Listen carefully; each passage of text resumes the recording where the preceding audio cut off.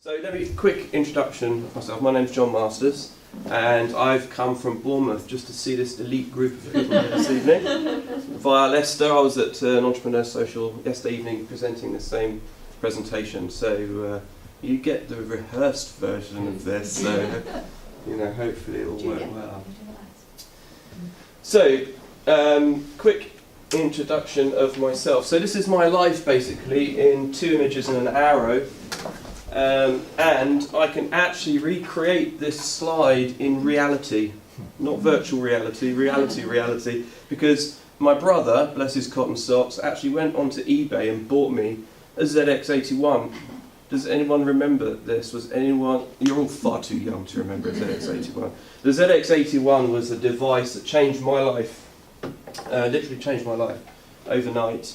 It was released in 1981. Hence the 81, that's what the 81 means.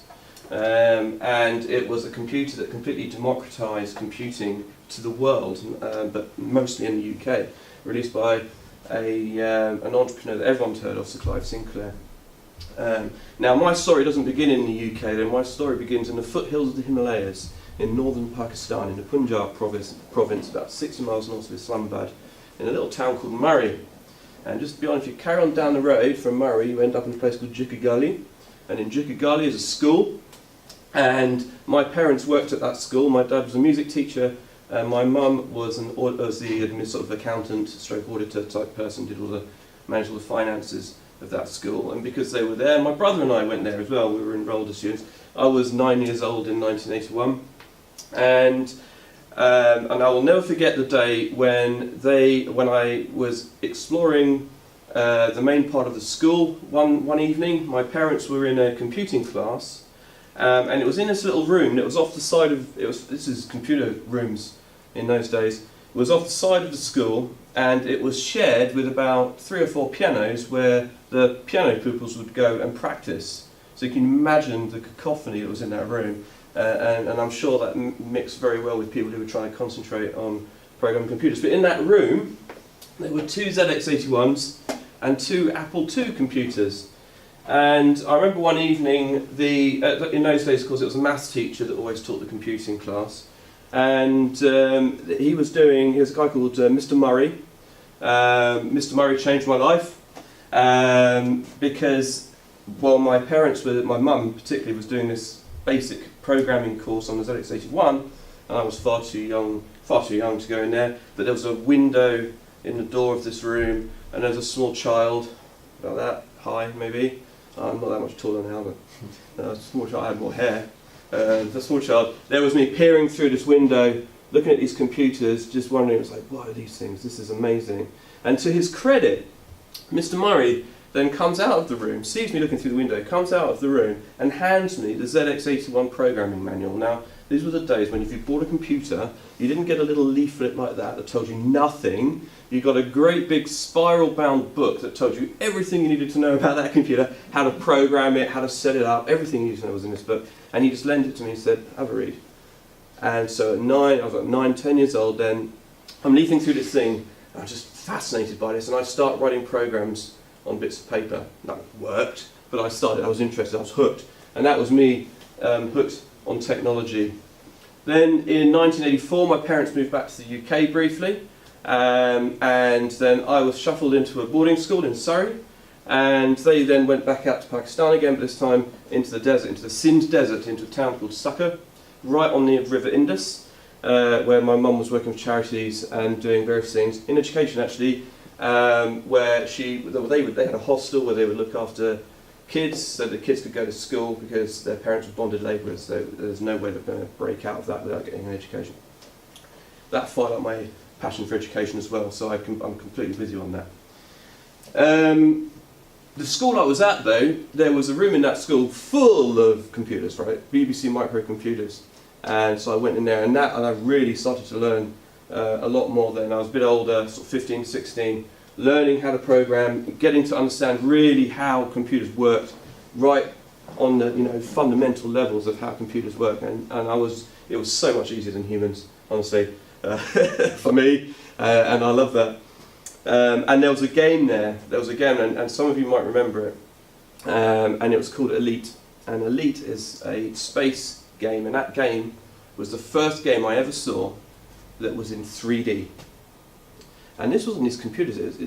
What they did with this, I mean, computers in those days had less memory in them than the microchip, the CPU of a computer has in it now, right? The whole computer had virtually nothing. And they created this incredible world, all mathematically generated, all delivered in 3 dimensions. And you could take control of a spaceship and you can fly through these galaxies and trade and explore and do all these things.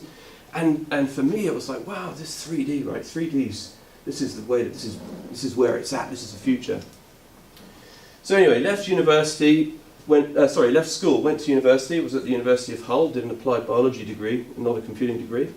Met Magda at Hull University. We were both on the same course, and that was how that started. And of course, this is when some of the early virtual reality starts coming out, you know. But again, the computers just weren't that powerful then. They just weren't really there. You couldn't really get a decent experience. So anyway, I sort of went into industry. I worked for Logica, and I was working in their space and defence division. Did a whole bunch of projects there. I left Logica, I think, in 2005, something like that, and I went to work for Siemens. And we moved down to the south coast. Siemens was on the south coast, and I started working in smart cities, transportation. That mainly transportation. So, and I sort of worked my way up from a senior developer up through to engineering manager and systems architect. And while I was doing that, my team at the time had a software team, and we built projects like the London congestion charging. We built tolling projects for Dutch motorways and things like that. Don't worry, most of the people that have worked on that project have also been caught out by the London congestion charging. So there is a God, right? so there is karma, right? It works, including me, by the way. And yeah, so some big projects there. We took traffic control systems into the cloud. So yesterday I was in Leicester. Leicester is one of the cities where their traffic control systems actually run from the cloud. That was one of my projects. My team produced. It was one of the things I designed. As is York. As is York. York is very big on that. Yeah. And because cloud, this was back in sort of 2011, 2012, around that kind of time. The cloud was the big thing. You know, I was doing this kind of thing, talking about the cloud at that time, going to conferences and talking about the cloud and what Siemens were doing there. I then left, as you say, I left Siemens in 2013 and designed and built motorsport sensors. So we built sensors for the 2014 Formula One season, for the Williams cars and for McLaren and various other people. Some of that went into the World Endurance Championships cars as well. We did some stuff for Audi. And we did that for about a year, at which point we kind of looked at what we were doing and we thought, the risk versus revenue, you know, there's a lot at stake in these high-end motorsport things. So we kind of broke that up, and I sort of pivoted, I guess is the word, and became more of a consultant. So I started doing some consultancy. I worked with various companies, but one of my main customers now is Siemens again. So I work with Siemens, and we're working together. We're developing next generation of traffic control systems. And September last year, I think it was, I was at Fast Forward Your Business. That was my second year at Fast Forward. Was anyone else at Fast Forward last year? Yeah. So for people that don't know, Fast Forward Your Business is an annual conference like we have here in the UK with Roger Hamilton, who's the founder of the Holland Entrepreneurs Institute that we're associated with, always talks about the top 10 trends shaping industry, and it's a pretty full-on 2 or 3 days. It's going to be this year in September. But it blows your mind about the things he talks about that you could never think were going to be possible, and then I remember looking back and going, he talked about 3D printing in 2010, and I'm like, you see bridges and houses being done in 3D printing, and I was just like, how could that ever happen, you know? Yeah. It's very cutting edge on that. Yeah. See robots building bridges for them. So, you know, a robot will build a bridge and go over the bridge, and leave a bridge behind. I think that's pretty. There's some video of that. But yeah, so I was at Fast Forward Your Business, and I'd gone with my sort of visionary business cards. As, you know, I was just helping as a consultant, right? Roger went through the waves, And one of the waves he showed was the virtual reality, augmented reality wave. Now, I'll go through some of the terminology, so that's fine. But I looked at that and I thought, well, hang on a minute, this is what I've always done, this is what I love doing, right? I can do this, I understand the maths of this, I understand how this works, I can do this. And he showed the technology that Microsoft were coming up with, which was this HoloLens here, which you can all have a go on later. And I thought, well, okay, now's the time, right? The technology has come of age, right? Finally, we have devices that can actually do something interesting. So I immediately went out and I signed up for the Microsoft development program. I bought a HoloLens. I packed myself off to Bali to the iLab, which is one of the things they do. I thought you've got a poster there on the back wall, and I got a chance actually to speak with Roger. And actually, we kind of sat down and said, well, so you want to do VR? You want to do AR? This is what you need to do. At the Fast Forward event, there was another chap there, a tall bloke from Liverpool, goes by the name of Anthony Chadwick, who people from inside the Entrepreneur Institute kind of community will probably know Anthony, because he has a company called Webinar Vet, and he was super interested in the HoloLens and what he could do for education in HoloLens for training vets. So we kind of hooked up, and I ended up building the first few apps that he had on the HoloLens, which he then used to raise investment for his new project, which was the HoloVet. If you go to one of the Fast Forward events now, you'll see Roger will talk about this, and he'll show some video of a dog anatomy demonstration, which came from this exact HoloLens. And you can actually have a play with that later if you like, and actually see that in 3D in all its glory. I also hooked up with someone you know, Yep. Chandresh Pala. Yep. So Chandresh is a technology entrepreneur, very, very well established technology entrepreneur, amongst other things. He's a property investor and a mentor. I first met Chandresh just before Fast Forward, and he was one of the mentors at iLab. So I went to the first Tech iLab, which was November last year in Bali, and he was one of the mentors there. And at the end of that, it was a 2-week iLab, it's a short one, and I'm sitting at the Bali airport, sort of finding a Wi-Fi, and I'm getting these messages coming through, and one of them came from Chandresh, and he was like, I really want to be involved with what you're doing. So I was like, wow, how cool is that, right? One of the mentors from this program actually wants to be involved in this. So we got just like, yeah, that's the easiest decision I ever made. And we've been working together ever since then. One of the first things we did, so this is a screenshot from the HoloLens. We were at the Confex, which is at the Olympia. One of his companies does technology for exhibitions and conferences called CoConex. And so we built a technology demonstrator on the HoloLens, and we were actually showing the people who actually put these exhibitions together some of the things that are now possible. And this is actually quite a cool one. You can put it into life-size mode, and you can actually walk around a virtual exhibition. Then you can bring it right back down again and use it as a control type thing, and you can do all this stuff. And again, if you want to, we can play with that later. We can actually do this stuff. And then that kind of refined into a new venture, which we've just started now. So we've incorporated, we've got our first couple of investors. We're now in an investment round, which is one of the reasons that I'm getting the chance to come out and do this thing.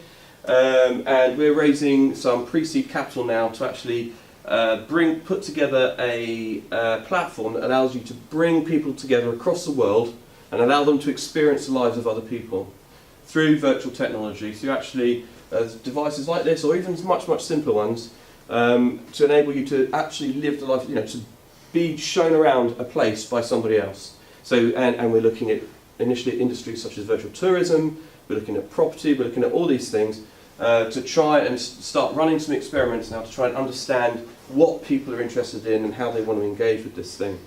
And the idea is it turns into a bit of a kind of gig economy thing where people can sign up, they can become a Yugo guide, and they can actually host people in their local communities and doing the things they do. Because I absolutely totally believe that the world would be a much better place if everyone understood other people's lives, right? And this is a part of that, and that's a shared something that Chandresh and I both share. It's a vision that we both share, and that's the thing that's driving us on this. So that's enough about me. So the first thing I wanted to do now was actually go through some terminology, because one of the things I discovered when I started doing these talks is that actually there's a bit of confusion about what's what and what means what. So I just wanted to go through a version. There are some people would argue with this, but I looked at this and I thought, yeah, that kind of makes sense. Let's stick with this. Of the terminology that we can use here. So virtual reality. Everyone's heard of virtual reality, right? You've all heard of virtual reality and have an idea of what it is. So virtual reality is a system where you put on some goggles and the entirety of the world around you is digitally created, and you can explore that and you can interact with it. It's got sounds and now actually I just saw something on Facebook the other day, smells. Okay, you can do that too. And what they call haptic sensors, so touch. You've got this as well now. And that's virtual reality, so the entirety of the world is digitally created. In augmented reality, what that does is it mixes up the real world with a virtual world. So that's the kind of application where you can look at something and then it will decorate it with extra information and expand on that, give you more context about the thing you're looking at. So an example of that I saw recently was a training application for CPR on a CPR dummy. So the the augmented reality system sees the dummy, recognises the dummy, it recognises what someone's doing to the dummy, and it can, in digital space, start putting up instructions and guides and help, information about how well they're doing, all this kind of stuff. So that's an augmented reality application. Now, mixed reality is interesting. This is what HoloLens can do. So mixed reality understands both the real world and the virtual world. If you look at the difference between these two pictures, what you can see here is that sofa is actually in front of that content, right? So the device knows not only, the device doesn't just overlay something into the real world, it understands the real world too, and it can actually put things into the real world, and it knows that it can put that behind a sofa. That's actually a really hard problem to solve. How do you know where something is, where it starts and ends, so that you can actually put something behind it, what we call occluding. And that is a kind of mixed reality. Now, there are other ways of describing this that people talk about. Some people talk about mixed reality as a continuum, with virtual reality on one side, augmented reality in the middle, and real reality on the other end. But this is a set of terminology that I like, works for me, and I think it's a useful way of actually discussing these things. So some of the devices that are out there right now, these are your classic virtual reality devices.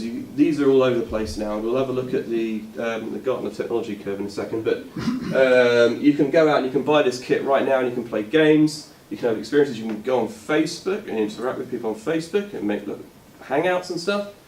And these are kind of the big three, really. These are the ones that most people have at the moment.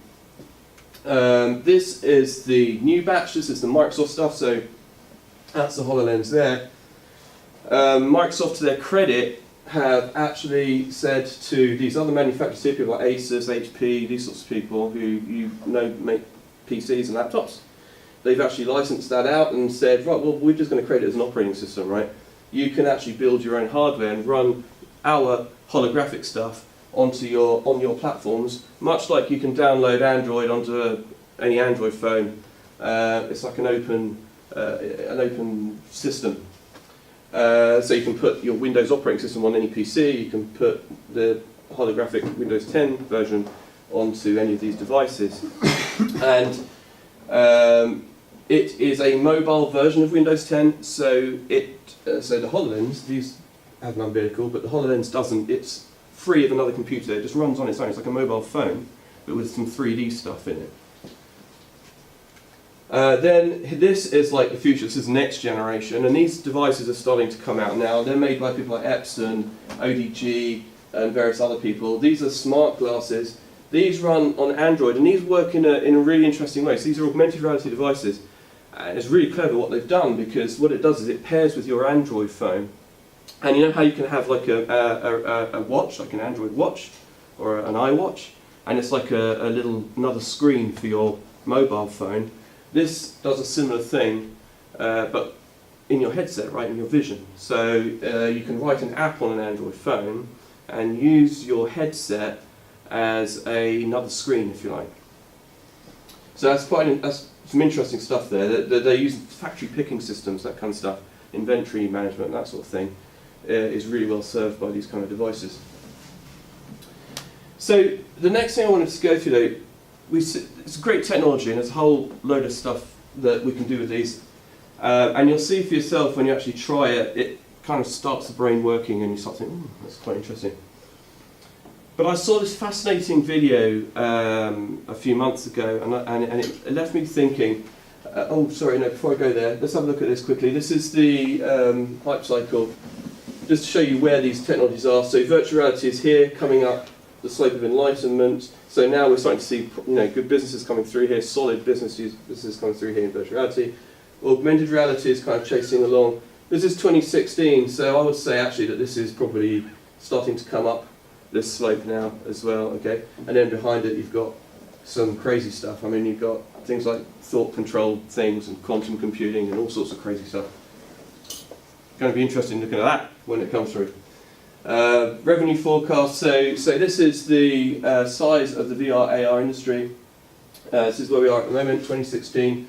This is where we expect to be in 2020 with nearly $150 billion there in revenue generated through mixed reality devices. But what's most interesting about this graph is you've got the dark blue is augmented reality and the pale blue is virtual reality. As you can see here, at the moment, virtual reality is king. There's a lot more virtual reality than augmented reality. But as you go through, the augmented reality overtakes virtual reality. So if you're looking for what your businesses are going to be doing in a few years' time, really you want to be looking at the augmented reality stuff rather than the virtual reality stuff, because that's the direction things are going in. And this is a consequence here. So what I like to do is start thinking about, well, what happens if we carry on down this path? What's some of the effects? What could we end up with? And do we want it? Yeah. Okay. So, and I saw this fascinating video. It's called Hyper Reality. And if you go on YouTube, you can see it. And it shows like this horrendous world where people are walking around with these augmented reality devices, and it's just like total information overload.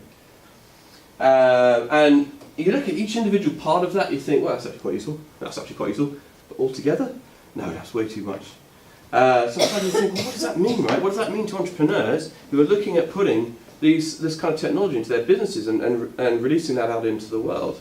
There's like a responsibility here. There's a sort of moral case here that we need to start thinking about. And we need to start thinking about it now, today, because it won't be long now until these sorts of experiences are all available on the web, and we can just sort of plug into these things at any time. You can walk down the street, you'll be wearing some kind of smart glasses or something like that, and this is an uncontrolled, it